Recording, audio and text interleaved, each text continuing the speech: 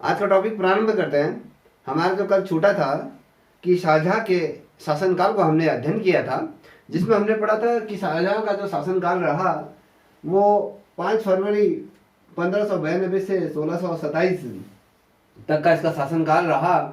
किस प्रकार इसने कला के क्षेत्र में अपना अग्रणीय भूमिका निभाई, या कहें हम स्थापत्य कला के रूप में जिस प्रकार से इसे माना जाता था और जिस प्रकार से इसने कला के क्षेत्र को एक बहुत उच्च स्तर तक पहुंचाया।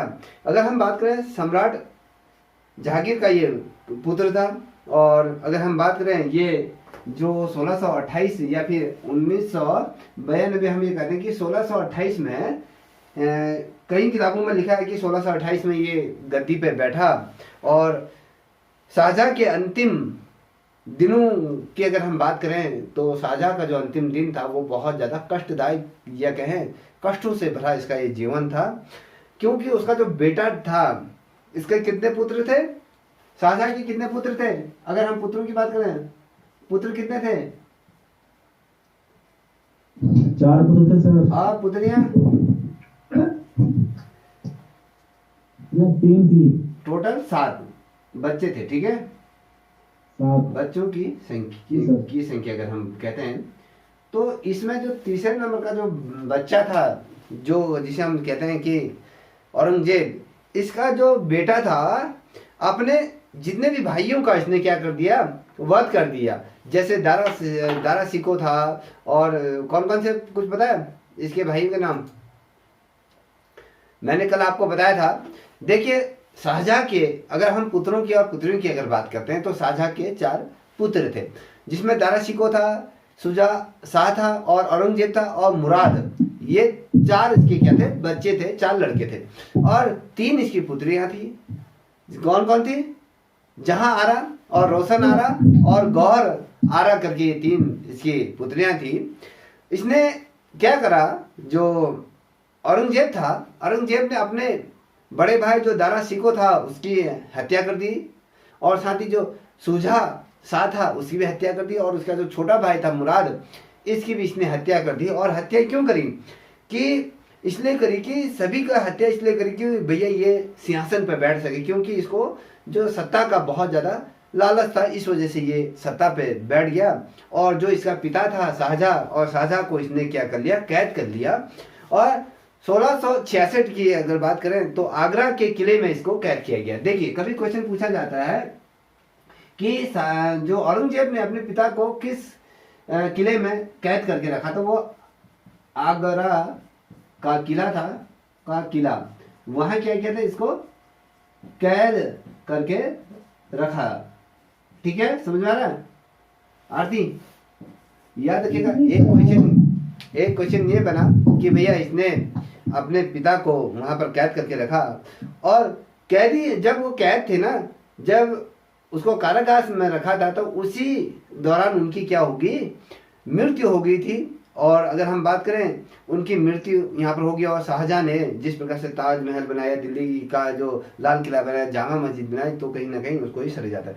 जब मैंने आपसे कहा कि जो शाहजहां था, शाहजहां की चित्रकलाओं की विशेषताओं की अगर हम बात करते हैं तो शाहजहां के काल में क्या चित्रकलाओं में विशेषताएं रही, तो इसके शासनकाल में किस प्रकार से महीन कारीगरी की, वास्तुकला के क्षेत्र में कितना कार्य किया, और लिखाई के क्षेत्र में कार्य किया गया। और साथ ही अगर आपको बताऊं इसके, देखिए मैं यहाँ पर लिख देता हूं, आप भी शायद नोट करते हुए चलिएगा अपनी बुक में। शाहजहां कालीन चित्रकलाओं की विशेषताएं, चित्रकलाओं की विशेषताएं। ठीक है, समझ में आ रहा है बेटा? ये विशेषताएं। अब विशेषताएं क्या थी? देखिए पहले अगर विशेषताएं कहें तो यहाँ पर तिआयामी आकार, आयाम, इसने क्या करा? अपने जो चित्रों में तिआयामी आकार को उभारने का कार्य करा। क्या करा है? तिआयामी आकार उभारने का कार्य किया। और साथ ही इसमें अगर हम बात करें तो किस प्रकार से इसने गोलाई, अगर गोलाई की बात करते हैं, गोलाई हो गया, और छाया प्रकाश भी उसने अपने उन चीज़ों में दिखाया गया, और आकृतियों को भी इसने अपनी चीज़ों में रखा गया। इसकी जो विशेषताएं हैं वो मैं आपके सामने लिख रहा हूँ। और विशेषताएं साथ ही अगर हम बात करें तो वस्त्रों को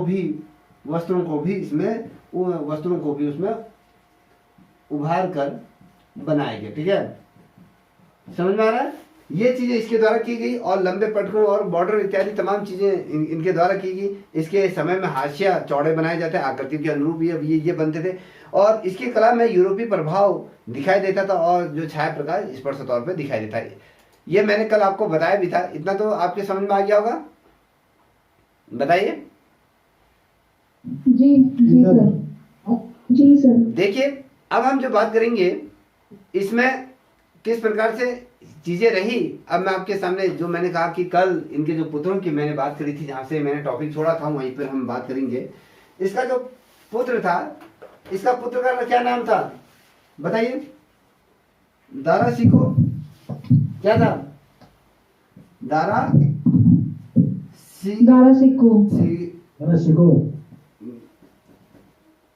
शिको। इसका पुत्र का नाम दारा शिको ये था। शिको इसका पहला पुत्र का नाम था। उसके बाद अगर हम बात करें दारा शिको के बारे में कुछ आपको बताता हूँ। देखिए जो दारा शिको था वो शाहजहां का सबसे बड़ा पुत्र के रूप में इसको जानते हैं। जो दारा शिको अगर हम बात करें, ये जो बच्चा था इसका वो बहुत ज़्यादा सुशिक्षित था, बहुत ही अच्छे संस्कार इसके थे और कहने का मतलब है कि ये पढ़ाई के क्षेत्र में भी बहुत शानदार था और ये कहते हैं ना कि एक संस्कारी बच्चे के रूप में था। और जो विद्या के रूप में अगर कहें ये विद्वान या कहें बहुत ज़्यादा गुणी ये व्यक्ति ये था। और अगर हम बात करें फारसी और संस्कृति और साथ ही उर्दू, देखिए ये इसको जो भाषाओं का जो ज्ञान था, इसको फारसी, उर्दू, साथ ही अगर हम कहें संस्कृत भाषाओं का इसको क्या था? ज्ञान था। किसको था? ये दारा शिको को इसको क्या है? इन भाषाओं का इसको ज्ञान था। और देखिए अगर हम कहें तो ये जो बंदा था उसको हिंदी में भी इसको बहुत ज्यादा महारत क्या था? हासिल था। हिंदी में भी इसको क्या था? बहुत ज्यादा महारत हासिल ये था, याद रखिएगा। समझ में आ रहा है? इसको तुर्की का जो तुर्की भाषा का भी ज्ञान था, साथ ही संस्कृति भाषा का भी ज्ञान था, हिंदी का भी ये ज्ञाता के रूप में ये जाना जाता है। जहां पर हम शाहजहां ने, जब हम शाहजहां की बात करते हैं तो शाहजहां ने इसको क्या सर्वोच्च एक पद होता है या कहें सर्वोच्च मनसब एक पद आता है तो उसका स्वामी बना दिया था। देखिए शाहजहां ने किसको सर्वोच्च मनसब, देखिए एक शब्द आता है मनसब का सर्वोच्च इसको क्या कर दिया? नियुक्त कर दिया गया। अगर हम कहें जो ये सर्वोच्च इसका स्वामी, हम स्वामी की बात करते हैं तो ये स्वामी इसको नियुक्त कर दिया गया। अब ये क्या था?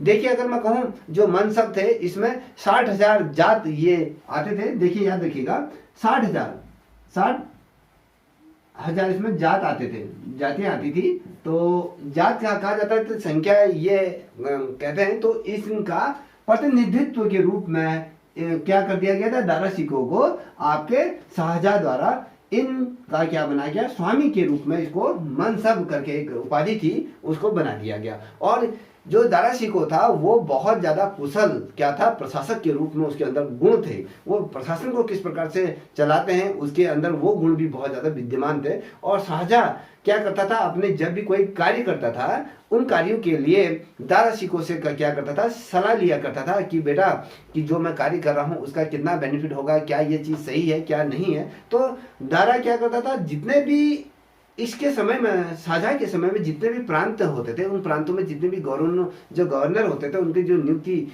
ये किया करता था। और अगर हम बात करें जितने भी जो राजधानी थी, अधिकतर जितनी भी राजधानी थी ना, वहां पर धर्म दृष्टि से या कहें बड़े बड़े उदारवादी धर्म के प्रवृत्ति के लोगों को या बैठा जाए जिस क्षेत्र में जो गवर्नर नियुक्त किया जाता था तो वहां पर क्या किया जाता था? उस क्षेत्र में किसकी ज्यादा संख्या है, किस कमेटी की ज्यादा संख्या था, उस आधार पर वहां पर उनको गवर्नर को यहाँ पर ये नियुक्ति किया जाता था। ये आपको समझ में आ गया किसके बारे में हमने चर्चा करी? इसके पुत्र, जो पुत्र का क्या नाम था? पहला दारा शिको। और जो दूसरा पुत्र था क्या था दूसरा पुत्र का नाम? सुझा, सर सुझा सा, हाँ सुझा, सुजासा। सुझासा इसका पुत्र का नाम था। ये जो पुत्र था, ये तो मैंने कहा कि इसका ये प्रथम पुत्र था, जो ये था इसका ये द्वितीय पुत्र था। ठीक है, जो द्वितीय पुत्र था आपके सुझासा ये था। और ये जो व्यक्ति था ये बहुत ज्यादा वीर था, ये वीरता इसके अंदर भरी हुई थी, ये बहुत ज्यादा योद्धा टाइप का ये बेटा था इसका। जो ये अगर हम बात करें, जो ये आगे जब ये आगे धीरे धीरे बढ़ा ना, और आगे चलकर आलसी या कहें बिलासी, ये बाद में क्या हो गया, राजा हो गया। देखिए पहले जब ये पहले दफे जब ये इसका जो पुत्र था, जब पहले युद्ध किया करता था, बहुत साहस के साथ ये युद्ध करता था, और जिस युद्ध को क्षेत्र में ज्यादा था वो युद्ध को ये जीतता भी था। धीरे धीरे कालांतर में जिस प्रकार से दारा शिको राज्य को संभाल रहा था, तो धीरे धीरे जो सुजा शाह जो इसका जो दूसरा बच्चा था, उसमें कहीं ना कहीं विलासता मतलब जो विलासतापूर्ण जीवन, जो कहते हैं ना आज की डेट में अगर हम कहें अय्यारी या मातर गश्ती जो व्यक्ति करते हैं, कहीं ना कहीं रंग रंगिया ये मनाया करता था और आलिशान ये जीवन को यापन करता था। और आगे चलकर अगर हम बात करें तो ये कहीं ना कहीं आलसी टाइप का व्यक्ति बना और विलासतापूर्ण जीवन को ये यापन करने लगा। और ये जो बंदा था, जो सुझा शाह की अगर हम बात करें, ये जो व्यक्ति था ये कट्टर क्या था, जो सुन्नी मुसलमान के रूप में ये स्थापित हुआ। और अगर हम कहें कट्टर क्या था, मुसलमान था। कौन था ये कट्टर? सुन्नी मुसलमान, समझते हो? ये सुन्नी मुसलमान के रूप में हम इसको जानते हैं। और ये अगर हम बात कर रहे हैं, ये बंगाल के सूबेदार के रूप में भी ये व्यक्ति रहा। कभी क्वेश्चन पूछा जाता है कि शाहजहां का वो कौन सा पुत्र था जो बंगाल का सूबेदार रहा? कौन रहा बताइए, कौन रहा था? बिल्कुल सही, हाँ ये सुजा शाह ये था, ये इसका दूसरा व्यक्ति था, दूसरा पुत्र था। ठीक है, आगे बढ़कर ये क्या रहा, बंगाल का सूबेदार के रूप में भी ये प्रसिद्ध रहा। अब हम बात करते हैं तीसरा जो पुत्र था, तीसरा पुत्र कौन था बताइए, कौन था तीसरा पुत्र? सर मुराद। बेटा मुराद नहीं था, तीसरा औरंगजेब था तीसरा पुत्र। तीसरा था, तीसरे नंबर का ये पुत्र था औरंगजेब की अगर हम बात कर रहे हैं तो औरंगजेब जब ये शुरुआती इसका दौर था, जब ये 17-18 साल का ये रहा, तो औरंगजेब दक्षिण भाग का, अगर हम दक्षिण भारत का अगर हम बात करें तो दक्षिण का ये सूबेदार के रूप में ये नामित हुआ। ये दक्षिण का ये सूबेदार था। जो अगर हम बात करें ये शाहजहां का, अगर हम देखें शासन के तौर पर, अगर हम युद्ध के क्षेत्र में देखें या साहस के रूप में देखें, जो हमने कहा कि साहसी पुत्र के रूप में सुजा शाह को हमने माना था, तो उससे भी ज्यादा सूरवीर जो पुत्र रहा वो आपका औरंगजेब रहा। ये सर्वाधिक योग्य पुत्रों में ये गिना जाता है। जो दारा शिको और सुजा शाह और जो मुराद था और जो औरंगजेब, इन तीनों भाइयों में से सबसे ज्यादा क्या था, ये शाहजहां का सर्वाधिक योग्य पुत्र के रूप में इसको जाना जाता है। और अगर बात करूं, ये व्यक्ति जो था एक सफल क्या था, सेनापति के रूप में भी हम इसे देखिए, एक सफल सेनापति के रूप में ये नामित हुआ, इसको जाना जाता है। और ये अगर हम बात करें ना, एक इसके अंदर एक चीज थी, ये प्रबंधन किस प्रकार से करता है, लोगों को किस प्रकार से संगठित करते हैं, सैनिक को किस प्रकार से टुकड़ियों में विभाजित करके उनको संगठित और उनको मजबूत बनाया जाता है। और ये जो व्यक्ति था, इसके अंदर कूटनीति बहुत ज्यादा भरी थी, या कहें ये बहुत ज्यादा चतुर व्यक्ति ये था औरंगजेब। चतुराई इसके अंदर कूट के भरी थी। किस प्रकार से राज्य को चलाना है, किस प्रकार से कूटनीतियों के माध्यम से सेना को और ज्यादा शक्तिशाली बनाना है, ये चीजें इस पुत्र के अंदर का भरी थी शाहजहां के, क्योंकि ये सर्वाधिक क्या था, योग्य पुत्रों की श्रेणी में से गिना जाता। और ये व्यक्ति जो था औरंगजेब, ये अपनी जो कल्याणकारी योजनाएं थी और जिस प्रकार से ये योजना और जो रणनीति बनाता था, हमेशा उसमें क्या होता है, सफल होता था। और जब ये योजना बनाता था किसी चीज की, तो वो हमेशा गुप्त उसको रखा जाता था कि भैया पता नहीं चलता था कि ये किस प्रकार से रणनीति को बना रहा है। वो एकदम बहुत ज्यादा गोपनीय या गुप्त रहती थी। और कहा जाता है इतिहास में कि युद्ध की नीति में ये बहुत ही ज्यादा चतुर ये माना जाता है। और इसके अंतर्गत एक चीज और बता दूं, ये जो व्यक्ति था, औरंगजेब जो व्यक्ति था, ये बहुत ही ज्यादा कट्टर था। कट्टर इस्लाम का ये इस्लाम का अनुयायी था ये, और कट्टर ये सुन्नी मुसलमान के रूप में ये रहता था। और कुरान को ये अपना आदर्श मानता था और कुरान की आयतों को ये बहुत ज़्यादा फॉलो करता था। और यहीं से जिस प्रकार से इसके अंदर जो मुस्लिम होने का या सुन्नी मुसलमान होने का जिस प्रकार से ये चीज़ें इसके अंदर उभरी, तो वही चीज़ आगे जाकर इसको एक सम्राट के रूप में स्थापित करता है। और जिस प्रकार से इसने अपने भाइयों की हत्या बड़े धोखे से की, और भाइयों की हत्या करने के बाद किस प्रकार से ये गद्दी पर बैठा, और गद्दी में जिस प्रकार से बैठा, और साथ ही आपको पता है कि इसने अपने पिताजी को षड्यंत्र के तहत मरवा दिया। ठीक है, अब चौथा पुत्र आता है इसका। ठीक है, चौथा पुत्र कौन सा है बताओ? मुराद। चौथा पुत्र कौन था? मुराद। ये चौथे नंबर का था, चौथे ये नंबर का ये पुत्र था। ये जो पुत्र था आपके गुजरात, याद रखो, ये गुजरात का क्या था? सूबेदार था। ठीक है, मुझे ये बताए बंगाल का सूबेदार कौन था? जल्दी बताओ, क्विकली आंसर दो। सर सुजाता।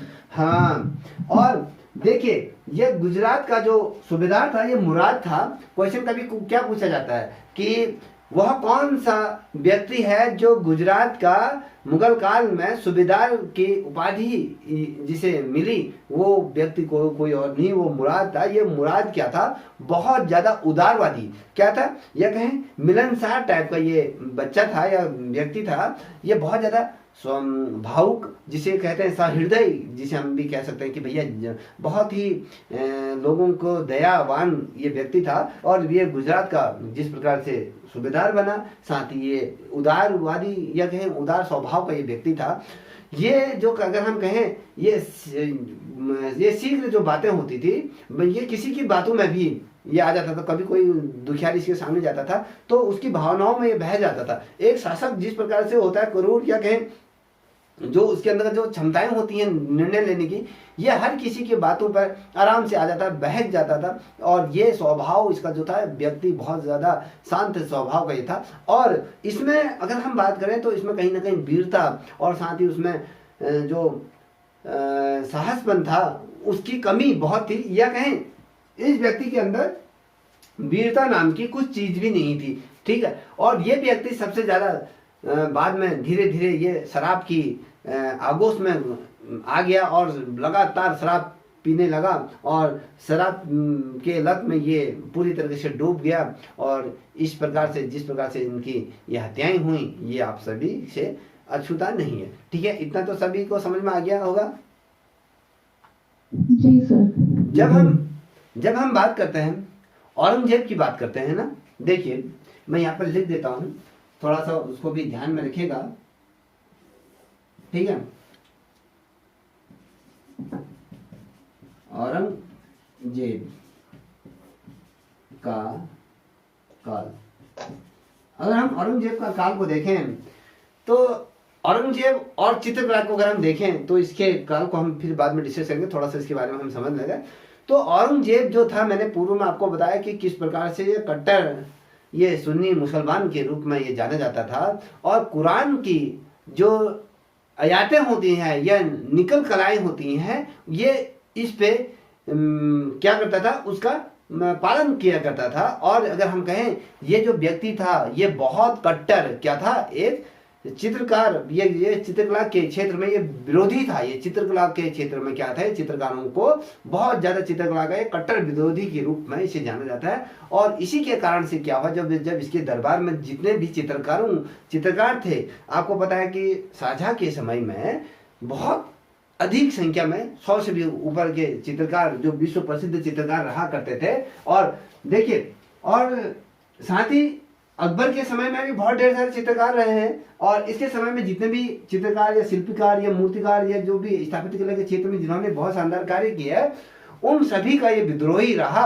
और जितने भी इसके दरबार में जो चित्रकारों को जिस प्रकार से राजकीय संरक्षण मिला हुआ था, और उनको इसने क्या कर दिया, तुरंत जब ये गद्दी में बैठा सबको लात मार के बाहर कर दिया, और क्या अगर कहें तो उनको बाहर का रास्ता दिखा दिया। इसके फलस्वरूप क्या हुआ, चित्रकला का जो बहुत तीव्रता से, अगर हम कहें बहुत तीव्रता से क्या हुआ, पतन होना शुरू हो गया। इसके समय में चित्रकला का पतन होना शुरू हुआ। किसके समय में चित्रकला का पतन हुआ, वो आपके औरंगजेब के समय में क्या हुआ, चित्रकला कहीं ना कहीं बहुत तीव्रता से क्या हुआ, उसका पतन होना शुरू हुआ। अब इसने क्या किया, जो गोलकुंडा और साथ ही अगर कहें जो बीजापुर के जो दुर्ग थे, उसमें जिस प्रकार से अंकित जो चित्रकला की अगर बात करें, या कहें वहां पर जो जिस प्रकार से बहुत शानदार जो नमूने या कहें चित्रकारी की गई थी, इसने क्या करा, उनको मिटा दिया, वहां पर उनकी पुताई करवा दी। उसने कहा ये जो चित्रकला जो आर्ट है, जो कभी क्वेश्चन पूछा जाएगा कि आपसे कि औरंगजेब ने किन दुर्गों की चित्रकला को सवेती या मिटवा दिया, तो वो आपको बताना चाहिए। एक गोलकुंडा हो गया, साथ ही बीजापुर के जो दुर्ग थे, जो दुर्ग में जो चित्रकला जहां पर अंकित हुआ करती थी, वहां पर जिस प्रकार से चित्र बनाए गए थे, जो चित्र थे बहुत ही, अगर हम उसको एक शब्द आता है हिंदी में अद्वितीय शब्द का कहा जाता, अद्वितीय नमूनों को इसने क्या करा, वहां पर जाकर मिटवा दिया, या कहें उसमें सवेती इसने पुतवा दी। फिर भी क्या हुआ, कुछ चित्रकार क्या रहे, चित्रकार चोरी छिपे चित्रों का इसमें क्या करते गए, निर्माण करते रहे। और जब औरंगजेब को ये पता चला कि भैया कुछ चित्रकार इस प्रकार से हरकतें कर रहे हैं, तो इसने क्या करा, उन चित्रकारों को भी मौत के घाट उतारवा दिया। और औरंगजेब ने जो दुर्गों पर जो मुगल सेनाओं का जो जिस प्रकार से घेरा इसने डलवाया था, उनके चित्रों भी आज अगर हम देखें तो जो दुर्ग हुआ करते थे, दुर्गों के चारों तरफ सेना को खड़ा कर दिया करता था। और उनके चित्र अगर हम देखें तो इतिहास के कहीं न कहीं पन्ने में हमें आज भी पता दिखते हैं कि भैया किस प्रकार से औरंगजेब चारों दुर्गों को किस प्रकार से घेर के रखा रहता था। और अब देखिए, ये चीजें हमें स्पष्ट दिला देती हैं, ये चीजों से हमें ये कारण का ये सिद्ध हो जाता है कि भैया चित्रकला को औरंगजेब द्वारा क्या किया गया, पूरी तरीके से उसको नासूर कर दिया गया है, या उसको किसी भी प्रकार के उन्नति के रूप में या उसको श्रेय नहीं दिया गया, और अगर हम कहें तो मिटा दिया गया, और इस प्रकार से तमाम चीज की गई। और उसका जो पुत्र था, जब अगर कोई भी क्वेश्चन पूछा जाता है कि शाहजहां का पुत्र कौन था, तो कौन था, कौन था, जो बताइए, जो औरंगजेब का जो पुत्र था, क्या था उसका पुत्र, क्या था इसका, औरंगजेब का पुत्र का नाम बताइए कोई, यहाँ पे जो भी जुड़ा है जल्दी बताओ। पता नहीं सर। वेरी गुड, क्या पढ़ रहे हो फिर। ये जो इसका पुत्र का नाम था शाहजहां ना, शाहजादा, शाहजादा करके इसका नाम, पुत्र का नाम शाहजादा मोहम्मद, ये था इसका नाम। और ये जो था, ये बहुत ज्यादा कुशल एक चित्रकार था। और आपको एक चीज और बता दूं, जो औरंगजेब था वो भी बहुत कुशल चित्रकार के रूप में, या बहुत ज्यादा चित्रकला के तौर पे के कुशल चित्रकार इसको भी माना जाता था। तो इसका जो पुत्र था शाहजहां, जो शाहजादा जो मोहम्मद था, ये जो व्यक्ति था, इसका जो पुत्र था, ये स्वयं एक क्या था, बहुत ही शानदार ये चित्रकार था। और ऐसा प्रसिद्ध ये हुआ, इस प्रकार से प्रसिद्ध हुआ कि जो सम्राट औरंगजेब था, उसने स्वयं उसके द्वारा जो बनाए गए जो चित्र थे ना, जो इसके पुत्र द्वारा जो बनाए गए जो चित्र थे, उनका क्या करा, इसने निरीक्षण करा कि भैया मेरा बेटा किस प्रकार का चित्र बना रहा है। उनके चित्रों को उसने स्वयं उनका क्या करा, निरीक्षण किया। और उन चित्रों को कारागृह, जो कारागृह होते हैं ना, समझते हो कारागृह किसे कहते हैं, जेल सर, जेल। अब देखिए, उसने अपने पुत्र के जो चित्रों का जिस प्रकार से निरीक्षण करा, उसके बाद उसने अपने पुत्रों को क्या करा, उनके जितने भी चित्र हुआ उसके पुत्र द्वारा बनाए गए थे, उन चित्रों को जो कारागार होते थे वहां पर उन्होंने डलवा दिए। और अपने पुत्र को भी वहां अपने कारागार में डाल दिया था। और उसकी जो उसकी पुत्र थी, उसकी पुत्र के मन की जो स्थिति का इसने अनुमान लगाया कि भैया मेरा पुत्र किस प्रकार के चित्र बना रहा है, किस तरफ जा रहा है। तो ये तमाम चीजें इसने ये किया। जब औरंगजेब की मृत्यु की अगर हम बात करें तो उसके साथ साथ अगर हम बात करें तो कहीं ना कहीं मुगल चित्रकला का भी जो आश्वासन था या कहें उसका जो तमाम चीजें था वो कहीं ना कहीं समाप्त हो गया। और साथ ही अगर बात करें इसकी जो राजधानी हुआ करती थी, राजधानी के जो जितने भी चित्रकार थे उन्होंने जो मुगल चित्रकला के रूप में जिस प्रकार से आश्रय की खोज करी। आपको पता है जब मुगल काल के अंतर्गत जब औरंगजेब ने जितने भी चित्रकार इसके दरबार में थे जिस प्रकार से उसने उनको भगाया, उनको मारा, तो ये जितने भी चित्रकार थे ये चित्रकार अपनी जान बचाकर कहां की तरफ भागे, कोई बताएगा? ये जो चित्रकार थे इसके जो राजधानी के जो चित्रकार थे वो किसके आश्रय की खोज में दौड़े, कहां दौड़े? दिल्ली राजस्थान सर। देखिए जो इसके दरबार में जितने भी चित्रकार थे वो आपको पता होगा जहां से हम कहते हैं कि पहाड़ी स्कूल, जो पहाड़ी रियासतें थी तो उनके राजाओं के संरक्षण में ये भागे, क्योंकि उनको अपनी मृत्यु का भय था। कहीं ना कहीं उनके जीवन में एक संकट आ गया था, क्योंकि जितने भी चित्रकार थे वो सारे चित्रकारों को औरंगजेब ने क्या करते अपने दरबार से बेदखल कर दिया। उनके सामने एक चीज की समस्या खड़े उठी कि भैया आप किस प्रकार से हमारा रोजगार चलेगा, हमारा जीवन किस प्रकार से गसर बसर होगा, तो ये समस्या बैठी। तो बहुत से चित्रकार क्या थे जो चित्रकला के अपने चीजों को खोजने के लिए, जैसे कि मैं कहूँ अवध की तरफ भागे, कुछ हैदराबाद गए, कुछ बंगाल गए, कुछ मैसूर आए, जो ये शासक थे, जो रियासतें थे, इनके दरबार में ये क्या चले गए। और जो पहाड़ी रियासतों में जो राजा ये शासक रहा है, जो देसी रजवाड़े होते ये रियायतें होती थी, वहां पर वो अपने चित्रकलाओं की खोज के लिए आश्रय की तरफ ये बढ़े। और हमें वहीं से पता चलता है कि किस प्रकार से पहाड़ी स्कूलों का जन्म, पहाड़ी शैली का, कांगड़ा शैली का जन्म हुआ, किस प्रकार से वो हम आगे देखेंगे। इसके जस्ट बाद मुगल काल के बाद आपके पहाड़ी स्कूल ही आपका आएगा। अगर आप अपने जो LT का जो सिलेबस अगर आप उसमें देखोगे तो मुगल काल के बाद आपके पहाड़ी कला ही सामने आती है। देखिए ये जितने भी चित्रकार थे जब दरबार में चले गए, जिसके कारण क्या हुआ, जो चित्रकला थी, जो आपके मुगल काल की जो चित्रकला थी, अब वो क्या हुई, ये जो अलग अलग जो क्षेत्रों में चले गई ना, जो अलग अलग जो क्षेत्र थे, ये क्षेत्रों में क्या हुई, जो प्रांतों की ये शैली के रूप में उभरी। और फिर बाद में ये जो शैलियां थी उप शैलियों के रूप में हमारे सामने आई। कहीं ना कहीं ये जो शैलियां थी कहीं ना कहीं उत्कृष्ट काल को ये फिर प्राप्त हुई। इतना तो सभी के समझ में आ गया होगा। जी सर। ठीक है, समझ में आ गया।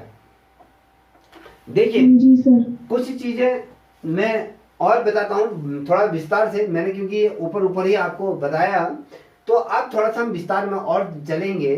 ठीक है, अब मैं विस्तार में जो चल रहा हूँ उसको ध्यान से नोट करते हुए चलिएगा। मैं आता हूँ फिर से दारा सिकोह इसके पुत्रों पर आता हूँ, क्योंकि हमने जो शाहजहां का जो शासन काल को हमने बेहतरीन तरीके से पढ़ लिया था। उसके बाद हमने कहा कि भैया जो दारा सिकोह था, हम उसके बारे में हमने अभी थोड़ा देर पढ़ा। तो जो दारा सिकोह था, देखिए इसका जो जन्म कब हुआ था, कभी क्वेश्चन पूछा जाता है। ये 1615 में, कहाँ कब हुआ था, 1615 से 1658 का ये समय था जहां पर इसने शासन काल किया था।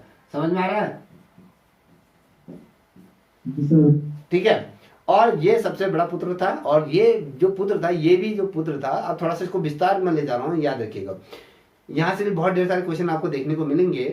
तो जो इसका जो पुत्र था, ये बहुत ज्यादा कला में रुचि रखता था। और जिस प्रकार से इसके पूर्वज रहे हैं, पूर्वज कहने का मतलब कि अकबर था, और अकबर के बाद जहांगीर था, इसका पिता शाहजहां स्वयं जो था, ये जो था वो चित्र कलाओं का क्या करता था, बहुत ज्यादा सम्मान किया करते थे ना। तो ये जो दारा सिकोह था, ये अपने पिता के जो पूर्वज थे, जो इसके जो पूर्वज थे, उन पूर्वजों के नक्शे कदम पे ये चलता था और चित्रकला का बहुत ज्यादा सम्मान भी किया करता था। इसके समय में अगर मैं कहूँ एक विशेष एल्बम प्रसिद्ध हुई, याद रखिएगा, बहुत ज्यादा महत्वपूर्ण, कि किसके समय में एक एल्बम बहुत ज्यादा प्रसिद्ध हुई, एक विशेष एल्बम अगर हम कहें, देखिए यहाँ पर लिख देता हूँ, एक एल्बम एक प्रसिद्ध हुई, लिख रहे हो नहीं लिख रहे हो, प्रसिद्ध हुई, किसके शासन काल में हुई, ये आपके दारा सिकोह के शासन काल में हुई। इसमें जो ये एल्बम थी, इसमें कितने चित्र थे, कभी क्वेश्चन पूछे जाते हैं तो आपको पता होना चाहिए इसमें 40 चित्र थे। कितने चित्र थे? दारा शिकोह के समय में एक एल्बम प्रसिद्ध हुई जिसमें 40 चित्र ये प्रसिद्ध थे। अभी कभी क्वेश्चन पूछे जाएंगे जो ये एल्बम है ये वर्तमान समय में किस संग्रहालय में ये सुरक्षित है, ये कहाँ पर ये सुरक्षित है, आपको पता होना चाहिए। ये जो लंदन में इसको क्या गया, सुरक्षित रखा गया है। इसके जो एल्बम जो जिसमें दारा शिकोह की एक एल्बम है जिसमें 40 चित्रों का वर्णन किया गया है, 40 चित्र बनाए गए हैं, ये आपके लंदन में, लंदन के संग्रहालय में ये सुरक्षित है।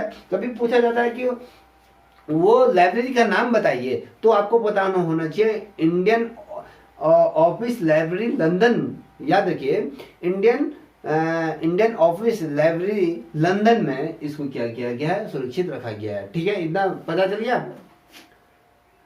जी सर। अब थोड़ा सा इसमें थोड़ा सा खूबी ये समझिए, जो ये एल्बम थी, इस एल्बम में जो दारा शिकोह थे उस दारा शिकोह के इसमें हस्ताक्षर हैं। क्या है? हस्ताक्षर।